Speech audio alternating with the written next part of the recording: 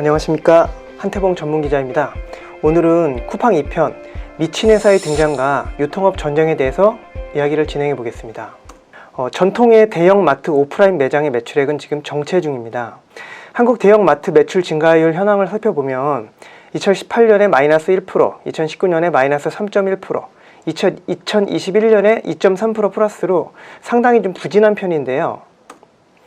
한국 대형 할인마트 3개사의 점포수 현황을 살펴봐도 2018년에 421개에서 2022년에는 406개로 무려 15개가 감소해 있는 그런 상황입니다. 현재는 대형마트에 불리한 게임의 법칙이 적용되고 있는데, 대형마트의 경쟁력은 사실 많은 점포와 그로 인한 규모의 경제를 달성하는 건데요. 유통산업발전법이 시행된 이후에 전통식당 반경 1km 이내에 출점금지, 매달 2회 의무휴업, 영업금지 시간이 0시에서 10시까지 이렇게 여러가지 불리한 요소들이 있고, 온라인 쇼핑 배송 때도 어떤 휴일 같은 때에는 배송을 못하도록 그렇게 금지되어 있어서 여러가지로 대형마트에 불리한 조건이 있습니다.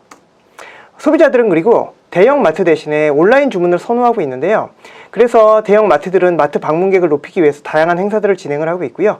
홈플러스는 당당 치킨을 6,990원에 내놨고, 반값 피자, 반값 탕수육 등등으로 그 대형마트들이 다양한 행사로 이제 그 매장을 방문하지 않는 소비자들을 매장으로 끌어들이기 위해 많이 노력을 하고 있는데요. 이런 노력으로 온라인으로 주문하는 소비자들의 습관이 과연 바뀔까요?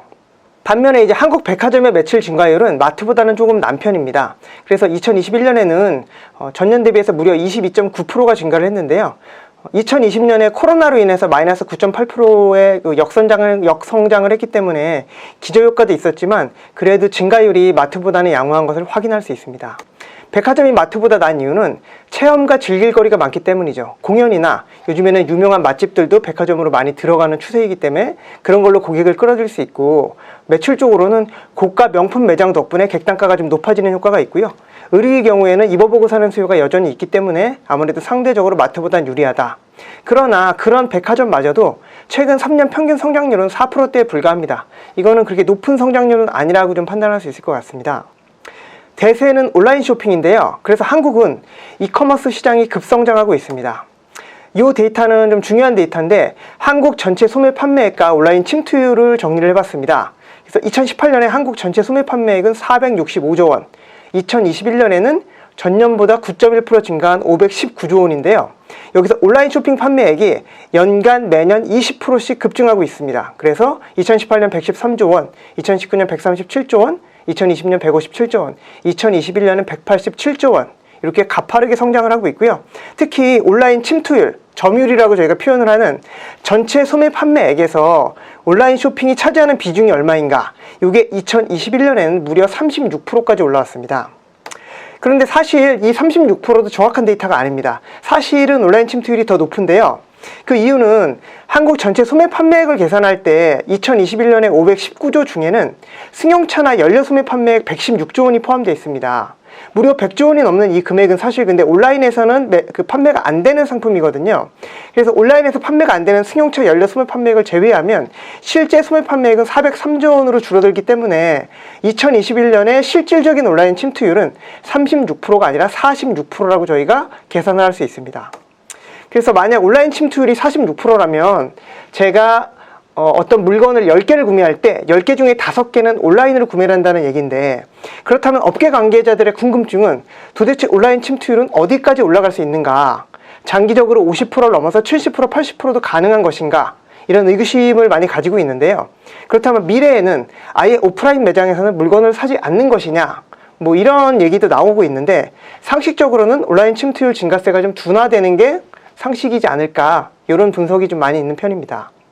그렇다면 한국 말고 미국이나 중국의 온라인 쇼핑 거래액은 어떻게 될까요? 한국이 전체 소매 판매액이 519조 원이고 미국이 5,460조 원으로 한국의 10배, 중국이 7,940조 원으로 한국의 15배입니다. 온라인 쇼핑 거래액은 한국은 187조 원, 미국은 1,045조 원, 중국은 2배에 가까운 1,945조 원이고요. 그래서 결국 온라인 침투율만 저희가 계산을 해보면 한국 36%, 미국 19.1%, 중국 24.5%. 이게 이제 현지 언론 보도 자료를 참조한 걸 아주 정확한 건 아니지만 어쨌든 한국의 온라인 침투율이 세계 최고인 것을 확인할 수 있었습니다. 이제 미친 회사 쿠팡의 등장과 1등의 조건에 대해서 확인을 해보겠는데요. 쿠팡이 미친 전략으로 한국을 장악을 했는데 그 전략은 아주 단순합니다. 가장 싸게 팔고 가장 빨리 배송해라. 그래서 한국 온라인 쇼핑몰에서 1등하는 방법은 간단합니다. 첫 번째로 가격을 제일 싸게 책정을 하고요. 그 다음에 가격 비교 사이트에 연동을 시킵니다. 그렇다면 적자는 어마어마하게 나겠지만 매출은 무조건 1등을 찍을 수가 있는 거죠. 그렇다면 엄청난 적자를 보면서도 싸게 파는 이유가 뭘까요? 첫 번째 이유는 단골 고객을 확보해서 규모의 경제를 달성하기 위해서입니다. 어떤 제조회사에서 제가 1000개의 상품을 구매하면서 할인율 5%를 적용받을 수 있고요. 만약 10,000개를 구매하게 되면은 할인율을 10%, 10만 개를 구매한다면 뭐 15%도 적용을 받을 수 있는데 이게 바로 구매 규모의 경제거든요. 많이 구매할수록 싸게 가져올 수 있기 때문에 그만큼 제 쇼핑몰의 원가 경쟁력이 되는 거죠. 근데 문제는 이렇게 제가 규모의 경제를 달성하려면 단골 고객을 많이 확보해야 되는데 한국의 고객들은 절대 한 개의 쇼핑몰에 충성하지 않고 단골로 하지 않습니다. 그 가장 큰 이유는 가격 비교 사이트가 있기 때문이죠. 가격 비교 사이트를 통해 검색을 하면 가장 싼 쇼핑몰은 매일 바뀝니다. 그래서 한국의 고객들은 메뚜기 쇼핑을 즐겨했고 그것 때문에 아무리 싸게 팔아도 단골을 확보하기가 굉장히 어려웠던 거죠. 그럼 쿠팡은 어떻게 단골 고객을 확보를 했냐? 싼 가격은 기본이고 빠른 배송 속도로 승부를 걸었죠. 그래서 아마존이 이미 썼던 전략이라 모든 경쟁업체가 알고 있었지만 한국에서 실제로 실행한 회사는 쿠팡밖에 없는 거죠. 그래서 드디어 쿠팡 생태계에 빠른 배송을 통해 고객을 가두는 데 성공을 했고요. 그래서 유료 멤버십 와우 회원이 900만 명을 돌파하고 쿠팡 없이 어떻게 살았을까? 이거를 한국 사람들에게 각인을 시키게 됐습니다. 그 결정적인 승부처는 바로 빠른 배송인 거죠. 당일 배송. 그래서 이 쿠팡의 미친 전략의 끝은 적자 대행진과 매출 급증입니다. 쿠팡의 2018년 적자는 무려 1조 1279조 원입니다.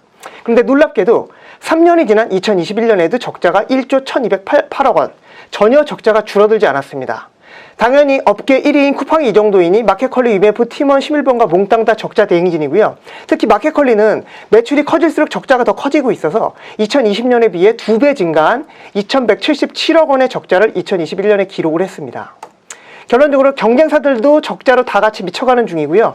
한국 이커머스 회사들은 10년 내내 적자를 보고 있습니다. 하지만 쿠팡에는 굉장히 긍정적인 게 있죠. 쿠팡은 적자도 역대급이지만 매출액도 어마어마합니다. 그래서 2018년에 4조 3,545억 원에 불과했던 쿠팡의 매출액은 3년 지난 2021년에 20조 8,812억 원, 무려 3년 전보다 380%가 폭증했습니다. 같은 기간에 한국 소매 판매액의 증가율은 고작 13%에 불과합니다. 쿠팡의 매출 성장성은 한국 이커머스 회사 중에 가장 강력하고 압도적으로 1위를 차지하고 있습니다. 그렇다면 한국에서 양강체제를 구축하고 있는 쿠팡과 네이버 중에 1등이 어디인가? 이거를 매출액과 총거래액으로 좀 저희가 비교를 해봐야 되는데요. 저희가 상대 비교를 할 때는 매출액보다 총거래액으로 비교를 하는 게 합리적입니다. 가장 큰 이유는 쿠팡은 직매입을 해서 판매를 하기 때문에 쿠팡이 판매하는 상품 가격은 몽땅 다 매출액으로 잡힙니다. 반면에 네이버나 지마켓 같은 오픈마켓 스타일의 경우에는 판매액이 다 매출액으로 잡히는 게 아니라 수수료만 매출액으로 잡히기 때문에 단순하게 매출액으로 단순히 비교를 하면 수치가 매우 부정확하게 됩니다. 그래서 매출액보다는 총거래액, GMV로 비교하는 게 굉장히 합리적입니다. 그렇다면 GMV는 얼마나 될까요? 이커머스 업체의 총거래액 현황 2021년도 GMV를 확인해 보면요. 총거래액은 쿠팡 34조 원, 네이버 36조 원, 이베이코리아. 이베이코리아는 G마켓과 옥션이죠. 그리고 이베이코리아가 19조 원, 배달의 민족이 19조 원. 배달의 민족은 어떻게 보면 음식 배달 서비스인데 굉장히 총거래액이 많은 것을 확인할 수 있었습니다. 그리고 11번가가 14조 원이죠. 이게 추정치를 아주 정확한 건 아니지만 결론적으로는 쿠팡과 네이버의 양강체제라는 걸 확인할 수 있었습니다. 그렇다면 이커머스에서 쿠팡과 네이버의 양강체제인데 2022년에는 쿠팡이 총거래액이 네이버보다 조금 더 우세한 걸로 추정하고 있고요. 네이버는 사실 원래 검색 기반의 압도적인 그 서비스를 자랑하고 있는데 2018년부터 스마트 스토어로 이 쇼핑 쪽에서도 돌풍을 일으키고 있고요. 2분기에 네이버 경영진이 하반기 시장 전망을 할 때 하반기에는 쿠팡과 네이버만 성장이 예상된다. 나머지 경쟁사는 역성장이 예상된다. 이런 얘기를 했거든요. 이런 얘기를 봤을 때 굉장히 의미 있는 양강체제가 이미 확고한 것을 저희가 확인할 수 있었습니다. 그렇다면 쿠팡은 과연 한국 이커머스 시장에서 점유율 30%를 차지할 수 있을까요? 지금 현재 이커머스 점유율은 쿠팡이 20%, 네이버가 20%입니다. 과거에는 훨씬 더 작은 회사들이 쪼개서 나눠가지고 있기 때문에 점유율을 10%가 넘는 것을 한 곳도 볼 수가 없었는데 지금은 상위 업체 2개로 점유율이 그래도 많이 몰린 셈이지만 여전히 이 정도로는 의미 있는 이익을 달성할 수가 없습니다. 쿠팡이 의미 있는 이익을 달성하려면 최소한 점유율이 30% 넘어야 됩니다. 그렇다면 쿠팡은 향후에 점유율 30%를 달성할 수 있을까요? 업계 전문가들은 대부분 낙관적으로 전망을 하고 있고요. 특히 최근에 네이버가 미국의 중고 의류 마켓 거래하는 회사인 포시마크를 2조 원 이상의 인수를 했기 때문에 자금력이 소진이 돼서 상대적으로 한국 쪽에 자금을 투입할 여력이 좀 줄어든 부분은 쿠팡에는 호재를 작용한다는 게 일반적인 그런 해석입니다. 그래서 이렇게 쿠팡이 압도적인 경쟁력을 보이고 있기 때문에 쿠팡의 시가총액은 한국의 전통적인 유통업체 상위 4개를 합친 것보다 훨씬 큽니다. 이걸 좀 자세히 좀 설명을 드리면요. 전통의 유통회사들인 롯데쇼핑, 이마트, 신세계, 현대백화점 4개 회사의 시총을 다 합쳐도 쿠팡 시가총액의 4분의 1에 불과합니다. 이게 좀 어이가 없는 사실인데요. 한국 유통업체 시가총액을 2022년 9월 기준으로 계산을 해보면 쿠팡이 35조 원이 나옵니다. 이 35조 원은 그리고 지금의 미친 환율이 아니라 10년 장기 평균 환율인 1,200원으로 계산했을 때 35조 원에 비해서 롯데쇼핑, 이마트, 신세계, 현대백화점 시가총액을 다 합쳐봐야 8조 원밖에 안 나옵니다. 그래서 결론적으로 쿠팡의 시가총액이 이 전통 4개 회사보다 무려 4배 이상 크다는 걸 확인할 수 있었고요. 적자 쿠팡이 이렇게 높게 시가총액을 평가받는 이유는 뭘까요? 심지어 쿠팡은 작년에 1조 1천억 원의 적자를 냈고 이 4개사의 영업이익은 1조 3천억 원의 흑자였습니다. 그리고 쿠팡은 매출액이 20조 원에 불과하지만 4개사의 매출액 합계액은 50조 원으로 쿠팡의 2.5배죠. 그렇다면 투자자들이 이렇게 극단적인 평가를 하는 이유는 정체된 오프라인 회사에 대한 냉정한 평가와 높은 미래 성장성을 가지고 있는 쿠팡의 초격차 경쟁력에 대한 후한 평가라고 할 수 있겠는데요. 쿠팡의 미래 성장성, 투자자들은 뭘 본 걸까요? 쿠팡의 핵심 경쟁력은 물류센터입니다. 그래서 쿠팡 3편에서는 쿠팡 물류센터 곧 200만 평, 이미 게임 끝이란 주제로 계속 진행을 하도록 하겠습니다. 투자에 대한 최종 판단과 그 결과에 대한 책임은 투자자 본인에게 있습니다. 감사합니다.